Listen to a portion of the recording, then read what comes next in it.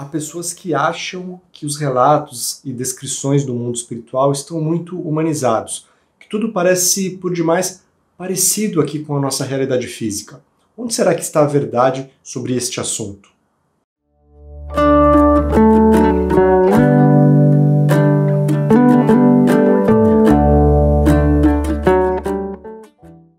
Que bom que você está aqui no canal Estrada Sem Fim. Meu nome é Áureo e este é mais um vídeo respondendo perguntas que vocês deixam aqui nos comentários. Recebemos várias perguntas ao longo destes últimos meses, aliás, desde o início do canal, com este teor, o de que como pode o mundo espiritual ser tão parecido em muitos aspectos com a realidade que nos cerca aqui neste plano. E o interessante é que no livro Nosso Lar, de Chico Xavier, livro que já utilizamos em muitos vídeos, no capítulo 37 há uma descrição da palestra que foi proferida pelo espírito mais evoluído de Nosso Lar, a ministra veneranda. Ela que, em uma de suas encarnações, foi a grande rainha de Portugal do século XIV, Isabel de Aragão, rainha que era casada com o rei Dom Dinis, e foi canonizada pela Igreja Católica séculos depois, porque se destacou muito em seus feitos de caridade, de fraternidade, de cuidado com os oprimidos, com os sofredores do mundo. Isabel de Aragão, que é uma das mentoras de Chico Xavier, apareceu para ele quando ele tinha 17 anos, pouco tempo antes dele começar a psicografar as primeiras mensagens. Isabel de Aragão pediu para o Chico jamais se esquecer dos mais pobres, jamais se esquecer de fazer a caridade. E o Chico levou isso com ele para o resto da vida. E nesta palestra que a ministra veneranda deu em Nosso Lar, em um de seus salões verdes, amplos salões com capacidade para milhares de pessoas, destinados a eventos, palestras, a receber visitantes de esferas espirituais superiores. E a ministra veneranda falou justamente sobre este incômodo que acomete alguns recém-desencarnados, achando que a realidade da colônia era por demais parecida com o que tinham acabado de vivenciar na Terra. E a mentora explica que a natureza não dá saltos e que há sérias razões psicológicas para que isso aconteça. A colônia Nosso Lar, ela é uma criação mental, ela é formada pelas expectativas, pelas vivências, pelas características de cada morador, com suas expectativas incluídas. E seria muito difícil para a gente, ao deixar o corpo físico, adentrar um ambiente em que não tivéssemos nenhuma referência do que já conhecemos. Isso teria um impacto psicológico extremo. Então, os espíritos, os mentores, conhecedores da alma humana, gênios da psicologia do mundo espiritual, que sabem das nossas necessidades melhor do que nós mesmos, eles plasmam ambientes de acordo com as nossas necessidades. Então, a colônia Nosso Lar, que é uma colônia dentre centenas, milhares que existem no mundo espiritual, ela realmente é uma cidade astral, descrita em detalhes na obra de Chico Xavier. Pela primeira vez foi trazida essa descrição tão detalhada e o Chico Xavier sofreu muitas críticas por conta disso, de muitos espíritas que naquela época não estavam preparados para essas informações. E nem os espíritos desencarnados, quando chegam lá, muitos estranham. E não foi à toa que a espiritualidade incluiu no livro Nosso Lar este capítulo 37, que traz esta reflexão da mentora. Muitos argumentam, por exemplo, que ninguém nunca tinha falado de colônia espiritual, nem Allan Kardec citou colônias espirituais em seus livros. Mas se pegarmos os livros de Leon Denis, um dos grandes filósofos do espiritismo, contemporâneo de Allan Kardec, até dizem que se Allan Kardec não tivesse cumprido a sua missão por algum motivo, o plano B da espiritualidade seria Leon Denis. Nos livros de Leon Denis, No Invisível, Depois da Morte, ele fala sobre construções, sobre edificações, sobre cidades no mundo espiritual. Afinal de contas, imagine você desencarnar, você não vira fumaça, você não vai para um ambiente abstrato onde só há luzes e, enfim, coisas impalpáveis. Nós não estamos preparados para isso ainda. E é claro que o ambiente de alguma forma vai reverberar com o que a gente já conhece.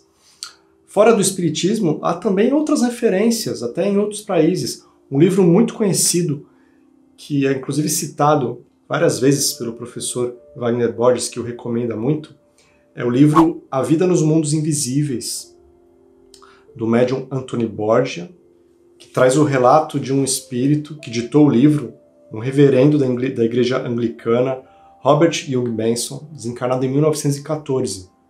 E apesar dele ter vindo desta formação religiosa, quando ele chega no mundo espiritual e encontra cidades, panoramas impressionantes, frequências dimensionais diferentes, frequências umbralinas, colunas espirituais, planos mentais, ele adota a postura do eterno aprendiz. Então ele começa a descrever isso no livro, a sua jornada de deslumbramento, de conhecimento de tudo aquilo que ele estava conhecendo. Fala como era a sua casa no mundo espiritual, fala até de panoramas de natureza que existem por lá, fala em como era a sensação que ele teve quando ele tentou acessar uma dimensão superior e o ar foi ficando cada vez mais rarefeito a ponto dele não conseguir mais seguir o ar, e a própria materialidade do plano onde ele se encontrava foi ficando tudo cada vez mais rarefeito, e ele viu que ele não conseguia acessar uma dimensão superior, teve que retornar. Da mesma forma, quando ele foi a serviço ou estudar em dimensões, planos espirituais mais densos, umbralinos, ele também descreve como o ambiente gradativamente foi ficando mais escuro, com a vegetação mais pobre, tudo foi ficando com um ar mais sombrio gradativamente. Então é uma leitura extremamente interessante. É um livro difícil de encontrar, temos uma edição da editora Pensamento, que às vezes tem alguns sebos, mas você encontra na internet de forma fácil. Precisamos ponderar também que o mundo espiritual ainda está muito humanizado, porque nós somos humanos e quando desencarnamos, continuamos sendo quem nós somos aqui. Não há uma mudança muito drástica. Continuamos as mesmas pessoas, com as mesmas demandas, as mesmas características. Muitos de nós continuam até com as sensações corporais de fome, sede, sono, sexo. Então realmente não dava para ser muito diferente. Precisamos ponderar também que os planos espirituais descritos nos relatos, na literatura mediúnica, geralmente são planos ainda muito próximos vibratoriamente ao plano físico. São os umbrais, o plano das colônias, que ainda é umbral. O plano físico, o plano espiritual de verdade, digamos assim, é para além do umbral. Então, depois do plano das colônias, vamos ter um plano que alguns chamam de plano das artes, cultura e ciência.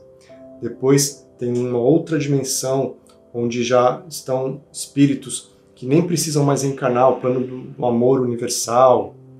E a coisa vai embora até chegar em planos chamados planos mentais, em que os espíritos que lá acessam não mais se expressam em corpo astral, mas em corpo mental. Eles já se despojaram, além de terem se despojado do corpo físico, já se despojaram também do corpo astral. E aí podem acessar essas dimensões em corpo mental, que não tem mais uma forma definida. Aí sim estaremos adentrando realidades que não têm mais muito paralelo com o que a gente conhece. Mas ainda não temos descrições de como funciona esta realidade, porque talvez não conseguíssemos nem entender. Temos um vídeo aqui que fala sobre o Yogananda, Paramahansa Yogananda.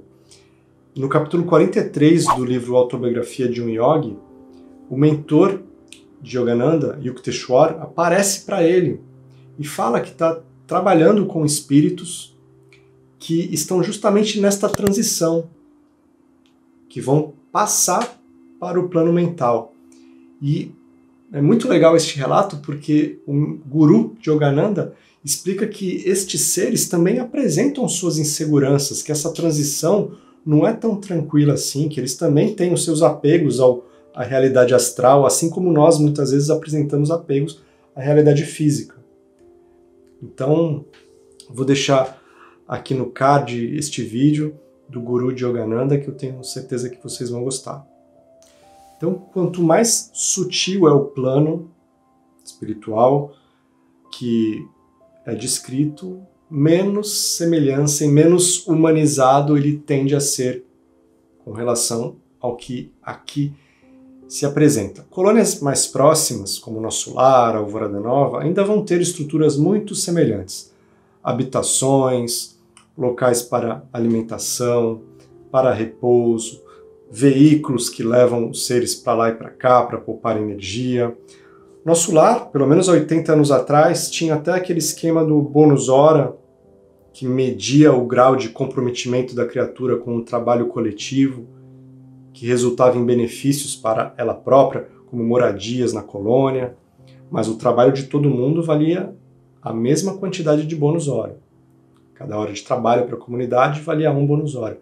Mas isso não quer dizer que todas as colônias têm este sistema. Provavelmente nem Nosso Lar tem mais isso. Tudo evolui, tudo é muito dinâmico no mundo espiritual.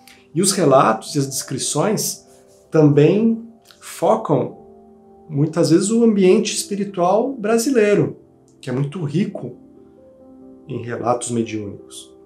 Se considerarmos os planos espirituais de outros países do hemisfério oriental, não temos muitas referências, mas com certeza a realidade já seria bem diferente para espíritos que estão imersos no caldo de cultura ocidental. E também temos referências importantes trazidas por grandes mestres da humanidade. Por exemplo, o sábio egípcio Hermes Trismegisto, com seu princípio da correspondência, dizendo que o que há embaixo há em cima, o que está em cima está embaixo, basicamente dizendo que há uma correspondência entre tudo que existe na realidade do micro e do macro. Se pegarmos a estrutura de um átomo, ela lembra muito a estrutura de um sistema solar. Portanto, podemos sim esperar correspondências entre o mundo físico e o mundo metafísico, como ensinou Platão, nos traz a teoria do mundo das ideias, dizendo que o mundo físico expressa de forma muito ainda rudimentar e imperfeita o que se expressa plenamente, de forma perfeita no mundo das ideias. E cabe a nós tentar refletir este mundo aqui da melhor forma possível. Não é à toa que muitos consideram Platão um grande precursor das ideias espiritualistas. O próprio Allan Kardec coloca Platão como precursor do espiritismo, por exemplo, Platão e Sócrates.